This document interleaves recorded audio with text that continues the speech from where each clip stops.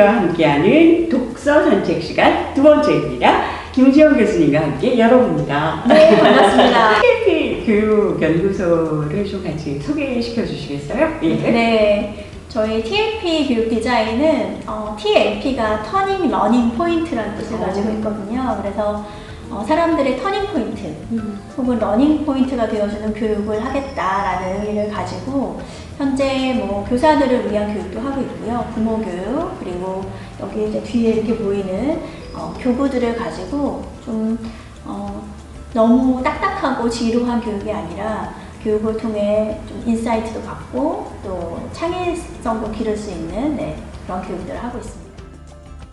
네, 그렇죠. 저도 교육을 하는 사람이다 보니까 많은 변화를 저도 실감하고 있는 것 같아요. 일단은 많은 교육들이 온라인으로 전환이 되면서 비대면 교육이 확산이 됐고 그러면서 뭔가 사람들이 교육에 대한 생각들도 많이 바뀌고 있는 것 같고요. 또 패턴들도 많이 바뀌고 있는 것을 몸소 느끼고 있습니다. 작년에 한 5월, 6월쯤에 학부모님 대상으로 설문조사를 한번 한 적이 있거든요. 근데 많은 부모님들이 답답하다. 내가 아이들을 도와주고 싶어도 내가 잘 모르는 부분이고 그러다 보니까 답답한데 또 어디다 물어볼 곳은 없고 그런 말들을 많이 하셨고 또 제가 부모님들, 학부모님들 만나서 강연을 하다 보면 그런 질문들을 많이 하세요. 그래서 저는 좀 교육부나 정부 기관에서도 이 학부모들을 위한 가이드라인, 지침 같은 것들을 좀 많이 줬으면 좋겠다라는 생각들도 하고 있고요. 또 그냥 개개 학교에서도 학부모 교육을 할 때 이 부분들에 좀 더 집중해서 학부모님들이 좀 더 디지털에 대한 이해라던가 온라인 교육에 대한 이해를 높일 수 있는 것들을 좀 많이 해줬으면 좋겠다, 이렇게 개인적으로 바라고 있습니다. 어려운 부분이죠. 열린 마음으로 이 변화를 받아들인다는 게 참 어려운 부분인데요. 그래서 제가 부모님들 만나면 꼭 드리는 말씀이 우리 아이들이 살아갈 세상에 대해서 내가 모르고 있다라는 사실을 되게 겸허하게 받아들여라, 이 말씀을 많이 드려요.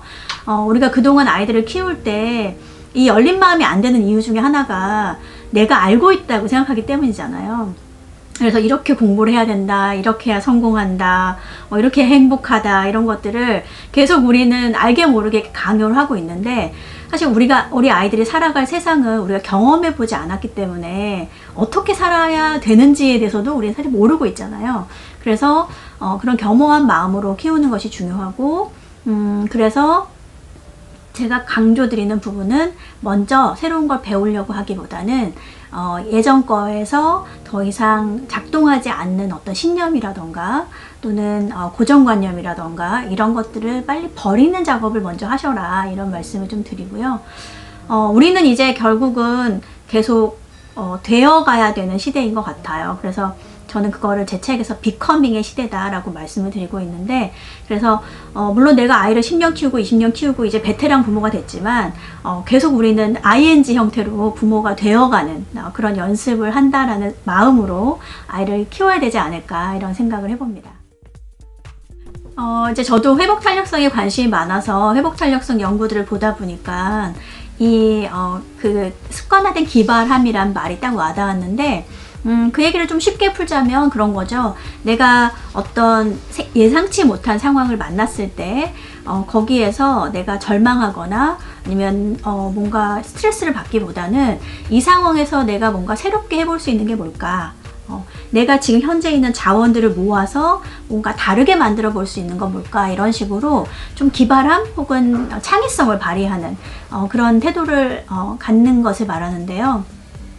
제가 이번에 이제 코로나19를 경험하면서 제 주변의 분들을 이렇게 쭉 보다 보니까 그런 기발함을 좀 발휘하시는 분들이 참 건강하게 이 어려움을 헤쳐나가고 있다라는 좀 생각이 들더라고요.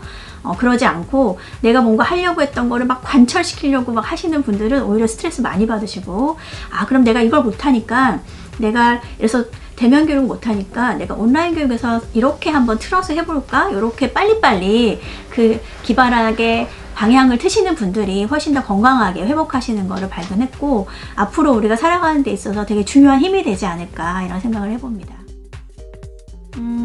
우리가 미래교육이라는 얘기를 하면서 아 그래 미래교육에서 아이들이 창의성이 중요하니까 창의성을 가르쳐야 돼.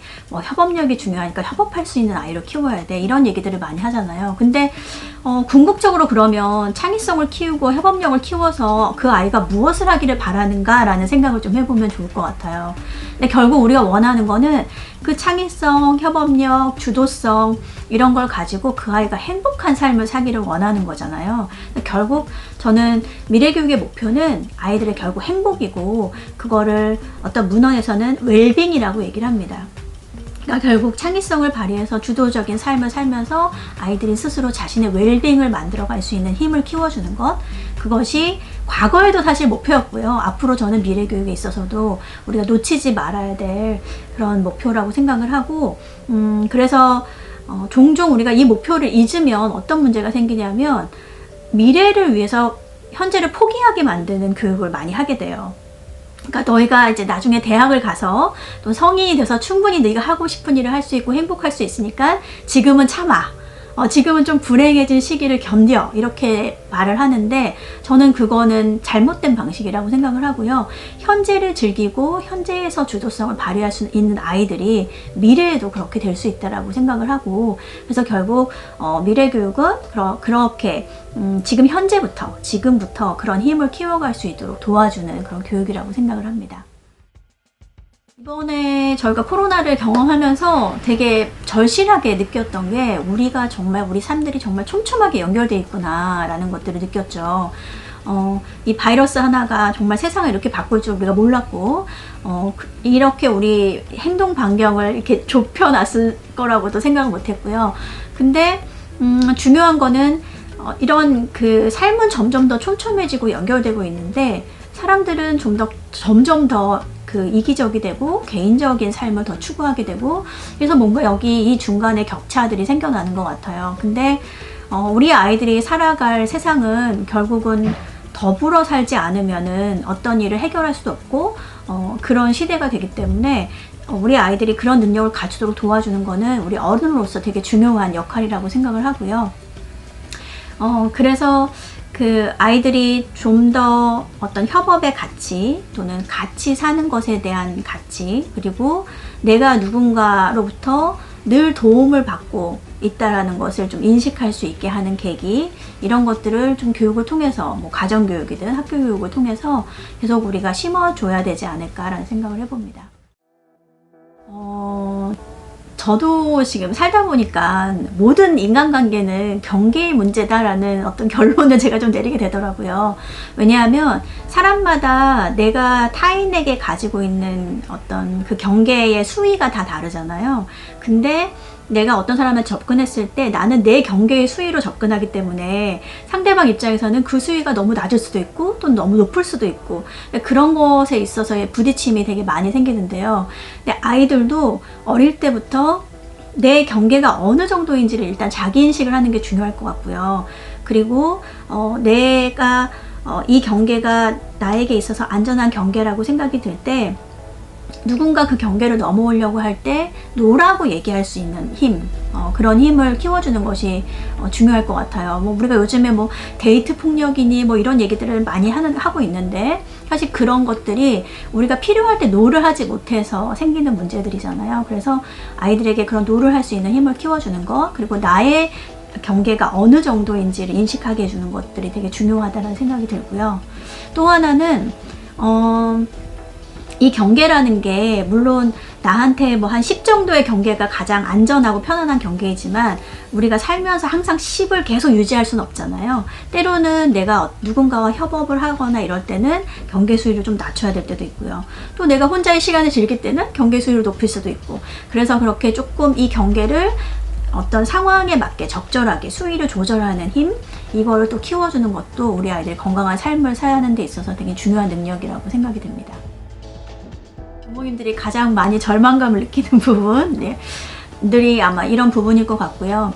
말 그대로 아이들은 디지털 네이티브잖아요. 그냥 뭐 이 디지털이라는 것이 태어날 때부터 내 삶의 일부였던 아이들이고 우리 부모님 세대 같은 경우에는 이것이 그냥 단순한 도구 그쵸? 도구로서의 어떤 디지털을 생각해 왔는데, 일단은 우리가 그런 격차가 있다는 것을 인정하는 게 되게 중요할 것 같아요. 그리고 아이들이 살아갈 시대는 결국 디지털 세대라는 것도 부모님들이 받아들일 필요가 있을 것 같고, 그 부모님들이 디지털 하면은 어떤 이미지가 떠오르는지를 저는 한번 물어보고 싶어요. 어떤 부모님들은 저 걱정되는 거, 네, 또는 애들한테 해로운 것, 이렇게 생각하시는 부모님도 있고요.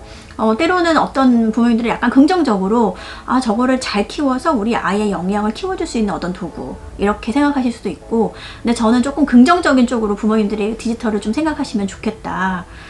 실제로 지금의 많은 산업군들이 디지털화되고 있고, 또 젊은 친구들은 사실 디지털 역량들을 가지고 사업화를 하고 있고, 이런 측면으로 보자면 우리 아이들이 이 디지털 능력을 키우는 거는 앞으로 커리어에 있어서 되게 중요한 힘이 될 거라는 생각이 들고요. 다만 이제 부모님들이 걱정하시는 부분들은 이게 건강하지 않게 아이들이 활용했을 때 위험성들, 이런 부분들은 분명히 있겠지만, 이 온라인 교육이라던가 혹은 디지털화된 세상에서 살아갈 아이들을 좀 생각한다면 이 부분을 아이들의 잠재력 혹은 차별성으로 좀 받아들여 주시면 어떨까라는 생각을 해봅니다. 이제 제가 부모님들을 만나보면 이런 말씀들을 많이 하세요. 우리 아이는 이럴 줄 몰랐다. 그쵸? 그러니까 어떤 일탈행동의 예시들을 보시면서 어머 진짜 저런 일이 있어요? 우리 아이는 저렇지 않을 것 같은데요? 라고 말씀하시는데 우리가 단정할 수는 없는 거죠. 그래서 제가 되게 강조드리는 부분은 뭐냐면 그 아이들이 지금 쉽게 경험하게 되는 일탈 행동들에 대해서 부모님들이 아는 게 되게 중요하다. 그런 사례들, 그리고 어떻게 그런 행동에 빠지게 되는지 어떤 경로들, 이런 것들을 부모님들이 모르는 상태에서는 아이들에게 예방할 수 있도록 도와줄 수가 없잖아요. 그래서 뭐 그런 것들을 사례들을 보면서 괜히 어떤 그 두려움을 가지라는 말씀은 아니지만 그래도 아이들이 이 나이 때 이런 행동들을 보일 수 있구나라는 어떤 사례들을 잘 보시면서 관찰하시면서 우리 아이가 그런 행동에 빠지지 않기 위해서 내가 얘기해 줘야 될 것들, 조심히 알려줘야 될 것들, 이런 포인트들을 좀 꼭 발견하셨으면 좋겠고, 무엇보다 아이들과 그 디지털 활용에 대한 대화를 좀 자유롭게 많이 나누시면 좋겠다라는 생각이 들어요. 근데 아까 제가 말씀드렸다시피 만약에 부모님이 디지털에 대해서 되게 부정적인 생각을 가지고 있다라고 아이들이 알게 되면 부모님과 그런 얘기를 안 하게 되거든요. 그래서 조금 더 적극적인 모습을 보여주시고 아이하고도 오늘 어떤 것을 활용해서 무엇을 해봤는지, 어디에 들어가 봤는지, 거기 들어가서 뭘 했는지, 이런 것들을 좀 편안하게 나눌 수 있는 그런 분위기를 만들어 주시는 게 중요하지 않을까라는 생각을 해봅니다. 평균에 대한 집착을 버려야 되는 이유는, 가장 중요한 이유는 평균이 주는 가치가 이제 점점 더 약해지고 있기 때문이거든요. 그러니까 우리 시대만 해도 아까 말씀하신 대로 평균만 해도 그래도 뭔가 할 수 있는 시대였잖아요. 근데 지금은 그렇지는 않은 것 같아요. 그래서 우리 아이들을 계속 평균이라는 것에 가두게 되면 오히려 결과적으로 봤을 때 우리가 원하는 결과가 안 나올 수도 있거든요. 그리고 또 중요한 거는 내가 평균에 갇혀서 아이들을 키우다 보면 잘하는 것보다 못하는 게 더 많이 보이게 되잖아요. 비교를 하게 되기 때문에. 그러다 보면 오히려 우리 아이가 가진 어떤 특별한 잠재력이 있는데 그걸 무시하고 다른 애들과 비슷하게 키우려고 하는 과정에서 이 아이가 잠재력을 발휘할 수 없게끔 만드는 그런 폐해가 생기기도 하는 것 같아요. 그래서 그런 의미에서 너무 이렇게 평균에 갇혀서 아이를 키우기보다는 이 아이가 잘 갈 수 있는 새로운 길이 무엇인가 라는 것에 대해서 좀 찾아보시고 아이가 그 길을 잘 갈 수 있도록 도와주는 그런 부모가 되는 것이 좀 더 현명하지 않을까라는 생각을 해봅니다. 비커밍을 제일 강조하고 싶어요. 교육이라는 것을, 교육은 이래야 한다, 교육은 이런 것이 맞는 방식이다라는 틀에서 좀 벗어나셨으면 좋겠다. 앞으로 아마 교육이라는 것은 새로운 모양으로 많이 탄생을 할 거예요. 지금도 우리 부모님들이 보시기에는 온라인 수업이 그런 모습이겠지만 이보다 더 다양하게 진화할 거라고 생각이 들고요. 그래서 그 진화하는 모습을 이상하다. 저거는 아닌데? 교육이 이렇게 해도 되나? 이런 생각들보다는 교육이 계속 진화하고 있구나. 그리고 그런 모습에 따라서 나도 아이도 새롭게 좀 진화해야 되겠구나 라는 마음을 가지고 계속 말씀드린 그런 열린 마음을 가지고 변화와 함께 달리는 그런 부모님이 되시면 좋겠습니다. 지식은 과거지만 지혜는 미래다. 자신만의 트랙을 디자인할 수 있는 힘이 느슨한 유행 속에 계속 수정하며 되어가는 과정의 중요성을 다시 한번 체감하게 됩니다. 가보지 않은 길로 함께 나아가는 부모와 자녀, 교사들 모두를 응원하며 미래교육을 멘토링하다 저자 김지영 선생님과 함께 하셨습니다. 네, 감사합니다. 감사합니다.